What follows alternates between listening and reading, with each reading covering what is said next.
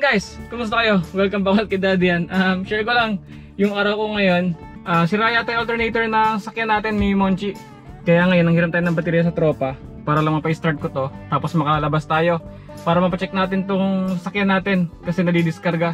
Pero yung baterya nito alam ko goods na goods pa eh. Kaya ayan, samahan niyo ako. Papalit ako lang ng baterya.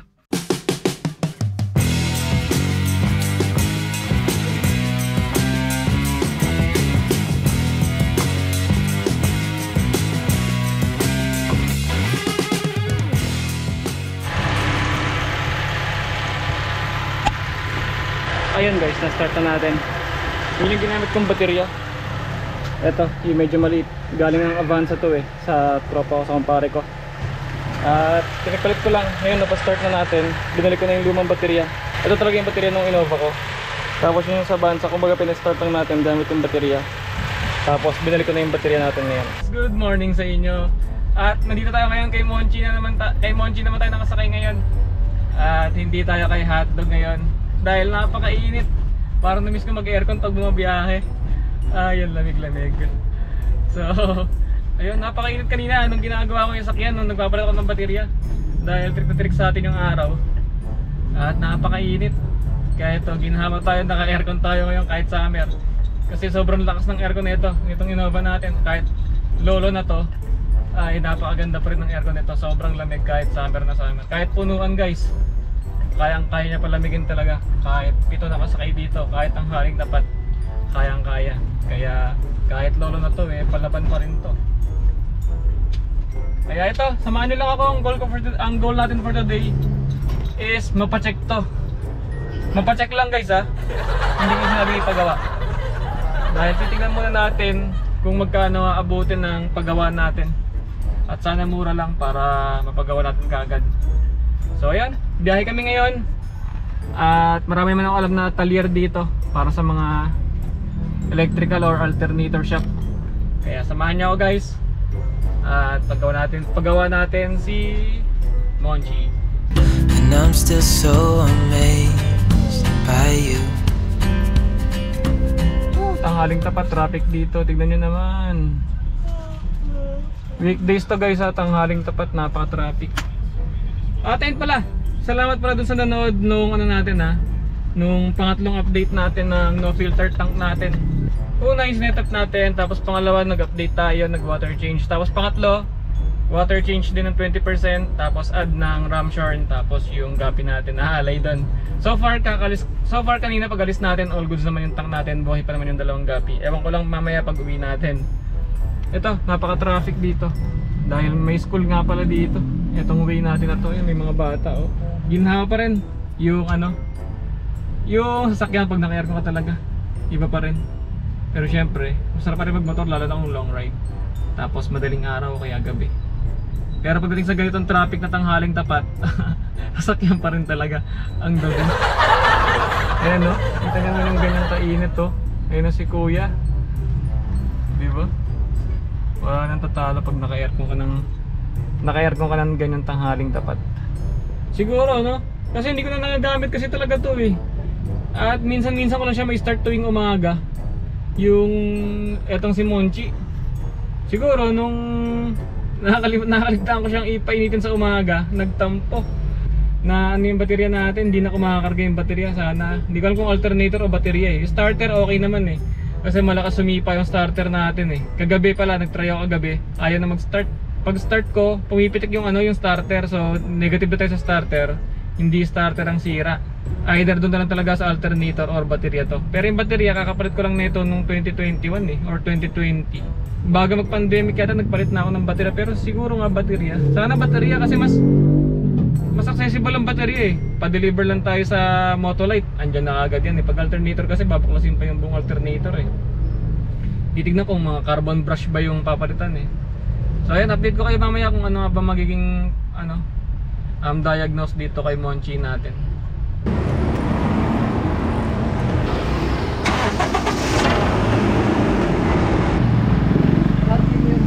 13.8 lang. Try mo ang sarigas. Alright, tapos na tayo guys.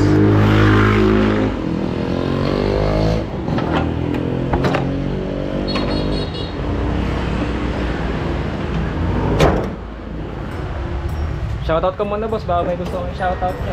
Sige lang. At ayun guys, napagawa na natin si Monchi dito sa Motolite Almar to boss, no? Sa Barte. Sa bate. Ayun sa Motolite sa Barte. Bago lang mag Petron, papunta ng ano, SM Fairview. Ayan si Kuya. First time natin gumamit ng Yokohama dahil kapos tayo sa budget. Hindi tayo nag Motolite ngayon. Ito yung baterya natin dati, oh, Motolite Gold. Ayan, laki ng difference sa Yokohama. Kaya Yokohama muna tayo ngayon. At sana tumagal yung buhay. Warranty boss, 1 year 4 months, no? Dali. Ang pangalan mo boss? Rayan po na po. Ray Anthony? Galo. Ayun, shoutout kay Ray Anthony ng Motolite sa Barte. Sorry yan, tabi ko na lang, no? Opo. Paliwanag po namin sir yung warranty niya po. So, sa loob ng 16 months, magkakapunta na siya. Police lang, sa police lang, tapos patuloy pa. Ang ano natin dyan, sir, kalita natin ng bago. Babayaran siya. Thank you boss. Okay. Thank you boss, ah. Thank you. Relax. Okay, thank you. So ayun, tara, alis na tayo. Nakabili tayo ng battery. Ang presyo nung nabili natin guys ay 3,800 kasama yung trade-in ng Motolite Gold natin. At sana tumagal dahil first time ko gumamit ng Yokohama. Dahil under budget tayo ngayon. Kailangan natin magtipid.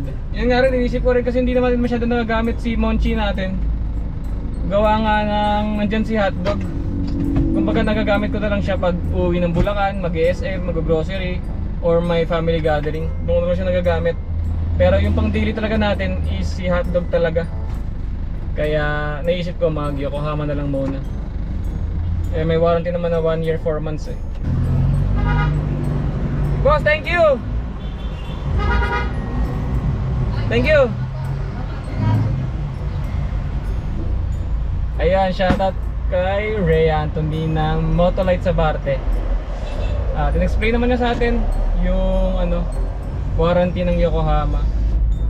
Dahil loyal talaga tayo sa Motolite eh. Ayan pala, member din ako guys ng Toyota Innova Club Philippines. So shoutout sa mga TICP dyan.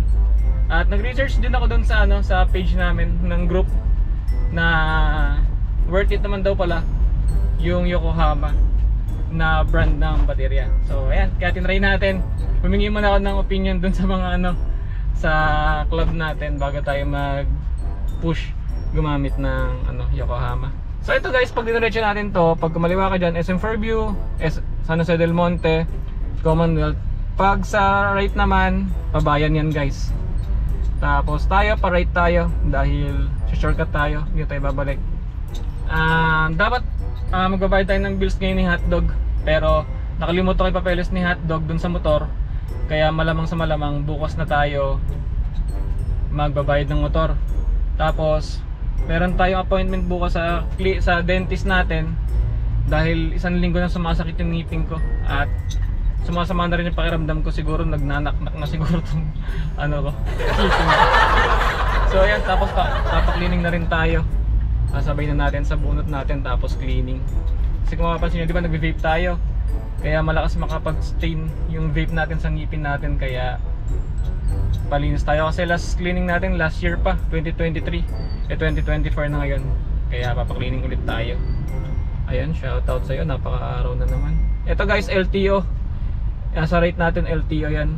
Diyan ako nagpapa-renew ng sasakyan. Tapos minsan nagpapa-renew rin ng license. Dito sa LTO sa Barte. Ano bang gaganapan pa ngayon? Wala na. So balikan ko na lang kayo. Uwi muna kami, biyahe kami pa uwi ngayon.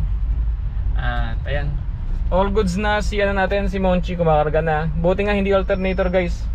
Yung problema dahil mas matrabaho pag alternator. Gawa nga ng babaklasin pa yung buong alternator. At papalitan yung mga components sa loob nun, yung mga carbon brush, yun yung pinapalitan. Pero yun, pinacheck ko kanina, baterya nga, dahil kumakarga naman pala yung ano natin, alternator. At nilalaban ko pa kanina na 2020 ko yung baterya natin.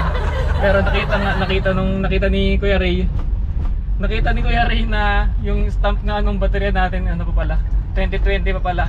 So talagang ano, di ba ang buhay naman talaga ng baterya natin guys sa sasakyan is nasa 5 years. So kung 2020, mga 4 years na rin siya. Kumbaga, pabigay na rin siya, dead bat na rin yung baterya natin. Kaya, ano talaga, for replacement na siya. Sabi ko pa nga 2020, nilalaban ko pa dun eh. Tapos sabi nga 2020, tapos binacktrack ko ngayon yung messenger natin. Nakita ko nga na nagpa-deliver tayo ng battery 2020 nga October. So okay na rin, 4 years na rin natin siya nagamit.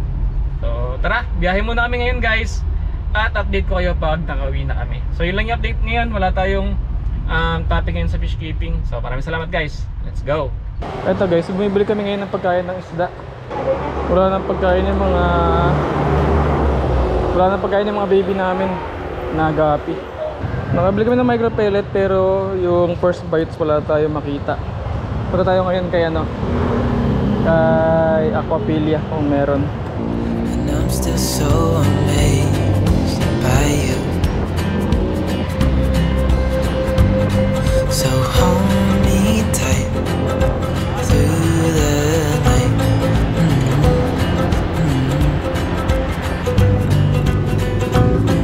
It's just us two, me and you.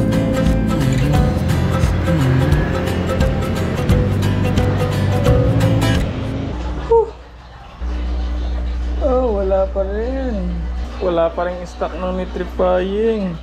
First bite na lang po. Dalawa na natin, Han.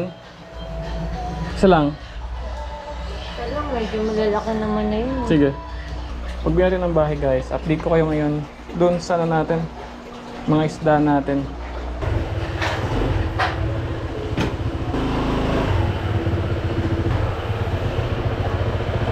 Napakainit. Ayun, medyo matagal tayong walang update sa inyo guys. Dito sa ating fish room. Kaya, eto, simulan natin sa mga baby natin. Bumili tayo ng first bites. Kasi 2 days nang hindi kumakain itong mga to. Eto. Yung mga kulay puti natin nung nakaraan, puro gray na ngayon yung mga nandito. Ayan. Pati yung ating mga red platy. Dito same din. Puro kulay gray na yung mga nandito. Dito yan, medyo malalaki na yung mga nandito. Ayan o. Malalaki na yung iba. Meron pa rin mga nabansot. Yun yung mga last batch natin na ano dito na linagay dito sa curve tank natin. Same din dito. Ayan, wala nang linis tong mga to. Hindi ko na naasikaso. Pati itong mga to sa shallow natin. Eto, marami akong kinuha dito guys na halaman. Diba nung nakaraang update ko sa inyo dun sa filter natin. Marami akong kinuha dito na halaman para matanim natin. Gusto ko pa nga dagdagan Dagdagan pa natin siguro sa susunod na araw yung halaman dun sa natin filter aquarium. Tapos ito yung chocolate natin, nagda-drop na naman ng egg kanina. May egg na naman dun sa sa dulo. Naglay na naman ng eggs. Tapos hindi ko alam kung yung tatay naman ngayon is etong uwaro natin na pinakamalaki. Dahil silang dalawa yung nagbabantay dun sa egg. Nung nakaraan, ang nagbabantay dyan, ito yata, etong green severum natin. Silang dalawa yung nagbabantay. Ngayon, iba naman ngayon yung nagbabantay. Yung uwaro naman na pinakamalaki. Silang dalawa yung nagbabantay. Kaso kinakain din Kinakain din ng ibang cichlids kahit anong bantay gawin nila. Ayan kaya yan yung chocolate natin na yun. Naglilinis na naman ng dingding ng aquarium natin. Para doon siya ulit mag-lay ng eggs. Ayan putik. Ayan. Sobrang init ngayon guys. Kaya lahat ng aquarium natin sobrang taas ng sobrang taas ng in-evaporate na tubig. Ito kaka-water change ko lang, di ba? Kaya yan na naman yung spray bar ng ating canister filter. Ito ganun din. Tapos ito. Ganun din itong turtle tank natin. Pinakain ko to kahapon. Ito yung mga natin, binili natin tiger barbs na nakaraan. All goods naman sila dyan, ang dami na nila. Kasi nung dinagdagan natin. Halo to guys na short body tsaka long body na tiger barbs. Tapos sila Lily, Mimi, and Teco. Ayan, pinakain ko kahapon to, ay kanina pala. Tapos ayun, medyo matagal tayo nawala, siguro 1 linggo din ako hindi nakapag-update sa inyo. Ito, walang laman to. Ay hindi, meron pala yung isa, yung natin, albino blue polar parrot natin. Asan na yun? Nandiyan lang yun, ayun, lumabas. Ayun, isa lang yung laman nito kasi hindi ko pa naayos to. At gawa nga nilipat natin dito yung chocolate, di ba? Kaso muntik na mamatay yung chocolate cichlid natin dito nung naglilay siya ng eggs dun sa 100 gallons. Nilipat namin dito kaso parang mamamatay Kaya binili ko na lang sa 100 kaysa mamatay siya dito. And update naman dito, nasira na yung ilaw natin. Ito. Kaya ayaw nang gumana. Tignan nyo, pag gumana siya, wala na. Ayaw na niya. At medyo may katagalan na rin kasi sa akin to talaga. May 3 taon. Siguro may 3 taon na rin yan. Itong ano natin, ilaw natin dito. Kaya wala akong mapakita ngayon dito sa mga neon tetras natin. Tsaka mga mollies. Itong haliparot natin, hindi ko pa rin makuha-kuha. Itong blue polar parrot natin. Tapos yun yung mga nireplant natin, di ba nag-trim tayo? Ayun o, nireplant natin ang haba na nila. And then nasa likod na yan, di ba ang haba na nung nilipat ko yan hanggang dito lang siguro. For water change na rin itong mga to pero wala pa tayong time. Siguro sa weekend, kasi Tuesday ngayon, hindi ko pa alam kung kailan ako mag-water change sa mga aquarium ko. Tapos yung mga pearlweed, alam ko nagbawas ko ng pearlweed dito eh. At nilipat natin dun sa ano, sa no filter natin. Tapos ito naman yung mga blue cobalt natin. May baby dito nung nakaraan eh. Pasensya na guys, medyo malabo yung salamin, no. At hindi ko na rin na ano to, hindi ko na linis yung mga salamin nung nag-video tayo ngayon. Kasi gusto ko lang, ayun, may baby. Ayun, no. Ayun, no. Kasi gusto ko lang kayo i-update dito kaya hindi mo na ako nag-maintain ng aquarium natin. At sobrang labo ng mga glass niya. Ayan, no. Pero mabilis lang yan. Pag in-scrape natin yan, yung pang-scrape natin, yung algae scraper natin, saglit lang naman yan. Pati dito. Ayun. Wala namang bago dito guys sa mga aquarium natin. Kumbaga, for water change lang lahat ng mga aquarium natin. Oh, for water change lang kasi nga sobrang init ngayon. At pa-summer na rin. Kaya ang bibilis mag-evaporate ng mga ano natin, aquarium. So ayun, akit tayo. Update ko kayo dun sa no filter natin. Ayun guys, dito tayo ngayon sa editing room natin. At marami kayong na-miss ng mga nakaraang linggo kasi hindi tayo nakapag-upload. Ang last upload natin yata ay Wednesday. Nung nag-water change tayo ng no filter desk aquarium natin dito sa ating editing room. O tama, Wednesday yun. So ayun, quick recap lang tayo guys nung mga nagdaang linggo. Nung Saturday dumayo tayo ng Cubao at first time natin gamitin si hotdog sa ano, papunta ng Cubao nung Saturday. Nakakatakot lalo na sa EDSA. At first time natin kasi may nilakad tayo doon. Yun nga lang, yung lakad natin doon ay hindi rin natuloy. Kaya ang nangyari, idiniretso ko ngayon ng Marilaki si hotdog nung Saturday. At doon kami nag-lunch ni Mamihan. At binayan namin kahit napakainit. Tapos, ayun, sobrang hirap din pala doon, lalo na pag pauwi ka na. Kasi sobrang traffic. Pero yung pagpunta naman doon, sulit naman. Pati yung view, sobrang sulit naman. At first time ko umakyat doon na nakamotor. Kasi umakyat ako doon, nakasama natin si Monchi, yung sasakyan natin. So, nung Saturday, ayun, diniretso ko, galing kami ng Cubao.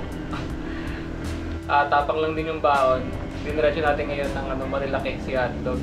So, yes guys. At hindi kayo nagkakamali. Nasa Marilaki tayo ngayon. Lakas ang trip namin. Ang lakad namin dapat niya kasi kasuhin lang kami sa Cubao, Aurora. Nasa pagpunta namin doon sarado. Takti yan. Kaya diniretso ko na ng Marilaki dito. Para lang mag-lunch. Dito kami magla-lunch sa Marilaki. Tapos eto na sa kaliwa ko. Dito kami kumakain pag naka 4 wheels. Ngayon nakamotor kami.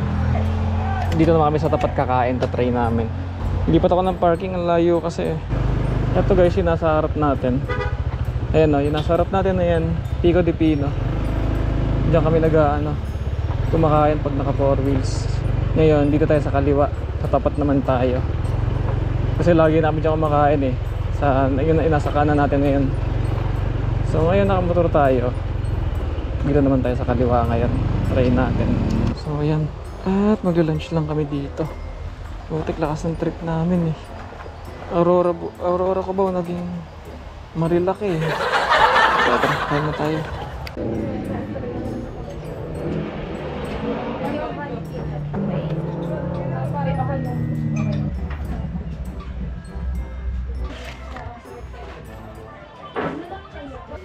Umuwi kami, yung araw sobrang traffic guys nung pauwi.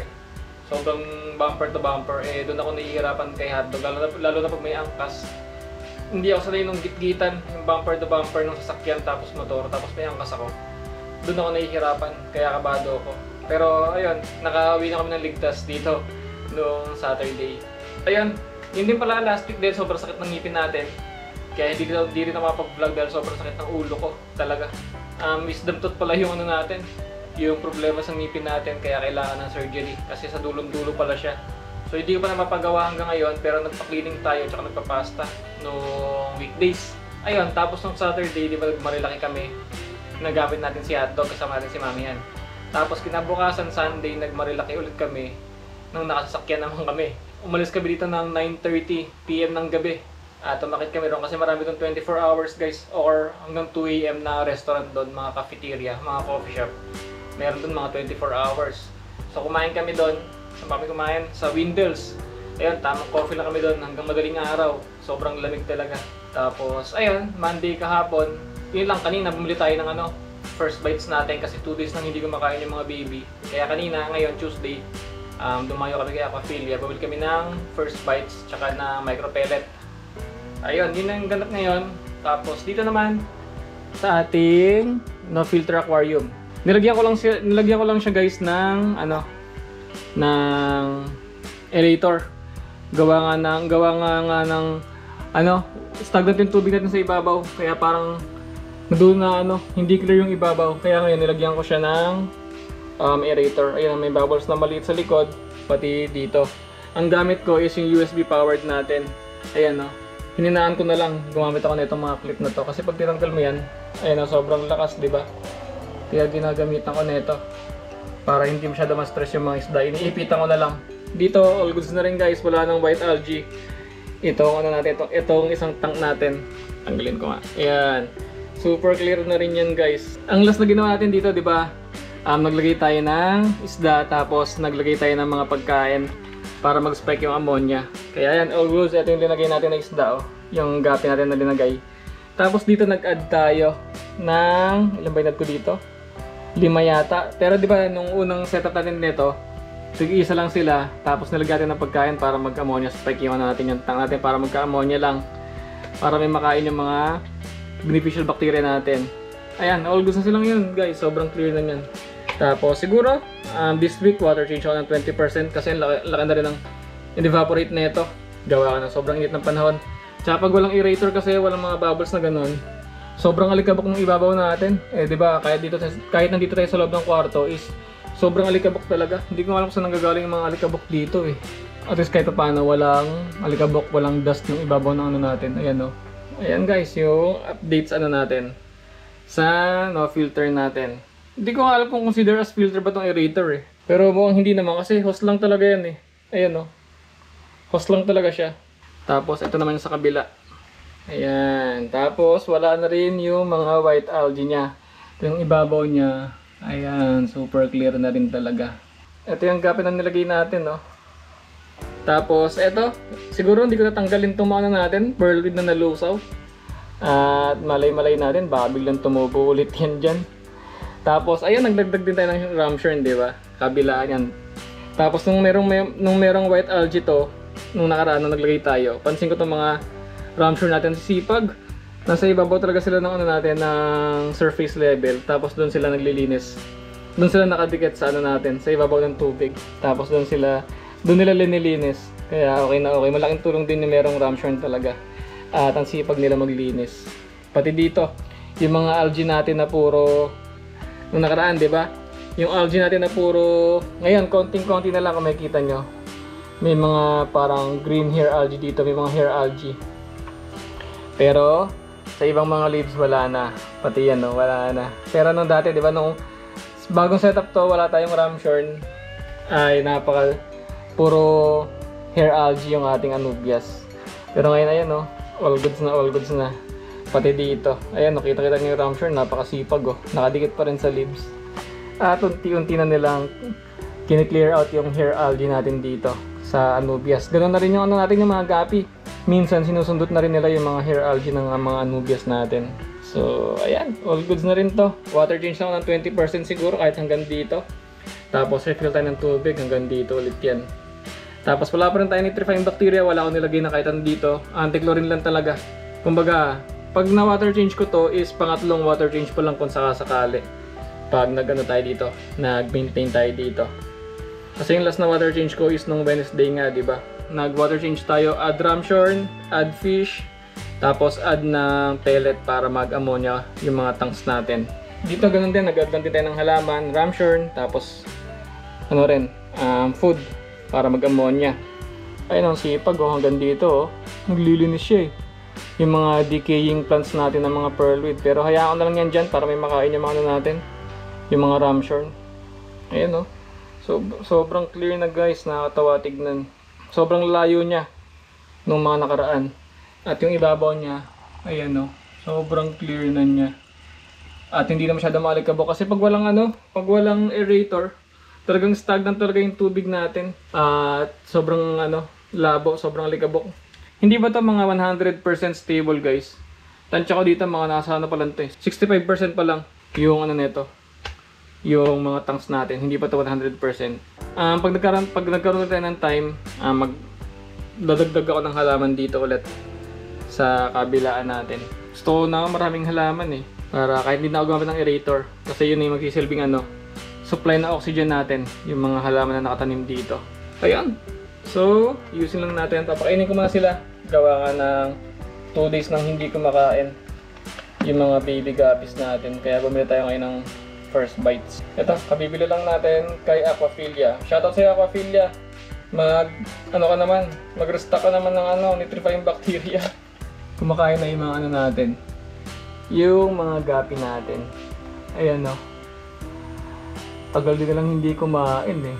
Ay mabilis lalaki itong mga to kasi konti lang sila dyan eh. Solong-solo lang nila yung pagkain eh oh. 1, 2, 3, 4, 5, 6, 6 na piraso pala yung nakalagay dito sa ating isang tank natin. Then ito, ayan, kumakain na rin yung isa natin. Ayan o. Sige, suluhin mo lahat yan. Solong-solo mo yan. Solo-solo na natin mga pagkain dito. Ay no, sipag talaga ng natin, ramshorn no. Diba? Gawagalaw yan. Dalawa yan guys. Ayan pa yung isa sa drip food natin. Ayun yung isa. Ito yung isa yung malaki. Ayan, ito rin no. Ayun yung isa. Ito yung isang ramshorn. Nililinis nila yung mga leaves ng anubias natin. Malaking bagay din guys yung may mga cleaners kayo sa aquarium. Gawa nga niya na nakaraan, diba? Super dami ng yan. Nababalutan ng hair algae. Yung mga anubias natin. Kaya ngayon unti-unti nang nawawala. Gawa nga na may ramshorn tayo. Ayan o, andito na siya o. Nasa taas na. At makikikain yan dun sa surface level ng ating aquarium. At ayun, yun lang. Nag-add tayo ng aerator. Ayan o sa likod. Pero mahina din yan. Kasi inipitan ko rin ng mga ganun. This week, hindi ko alam. Pero super busy kasi. At marami tayong nasikaso.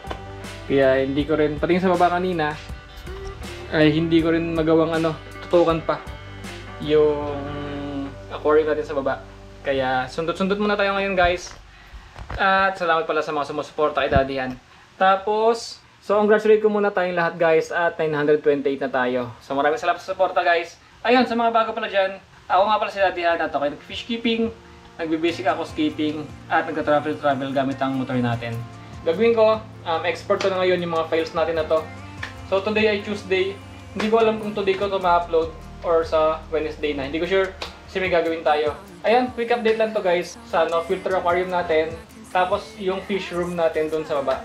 At siguro one day ko na rin hindi nasikaso yung mga isda natin sa baba, yung mga aquarium. Kaya sobrang dudumi na rin ng iba doon. Tapos yung mga nag-evaporate na tubig, kailangan natin i-water change yun. Siguro this weekend. Hindi ko pa sure. At ayan, siguro ganito lang. Ano ba? Meron ba nagpapa-shoutout? Wait lang ha. Wala naman nagpapa-shoutout. Pero ayan, kung gusto nyo ma-shoutout guys, comment kayo sa video na to. Para sa next video is ma-shoutout ko kayo. So ganito lang guys. Kita-kits tayo ulit sa sunod na video. Maraming salamat guys. Let's go!